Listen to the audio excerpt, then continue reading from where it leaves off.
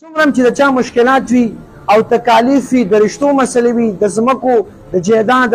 یا د کور اختلافات یا ښځې او د خاوند منځ کې چې څومره جنګ د ګړې وي قیمتي وظیفه ده هر یو ملګري دپاره هغه چې څوک په مشکلاتو کې ګیري نو د قرآن شریف آیات دی ډېر زبردست او هغه آیات دی چې دا قیمتي آیات دی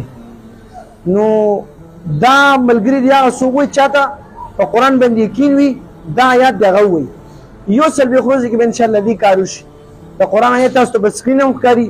رب انی لما انزلت الی من خیر فقیر ماسخوتن مونځ نه وروستو 313 پیرې مخکې وروستو دې درود شریف وایي انشاءالله او هغه مشکل به مخاطب کې هغه کم شیز کې ته نښتې هغه مخې ته راوله ستا مشکلات به الله چې کوم دی انشاءالله دغه وظیفې په وساطت باندې به الله ستا مشکلات څه کوي ختموي نو ورسوي ملګرو ته څومره ملګري چې مشکلات وګیري یا څه وظایف غواړي دغه وظیفو کې یو څلوېښت ورځې کې به انشاءالله د دې دا کار کېږي خو چې یقین وي بعضې خلک رینګونه وکړي یاره زموږ مسله حل نه شوه نو ستا په یقین نه یقین به پیدا کړي نو الله رب العزت دې زموږ ستاسو ټول مشکلات د دنیا او د آخرت چې کوم دی حل کړي آمین ثم آمین یا رب العالمین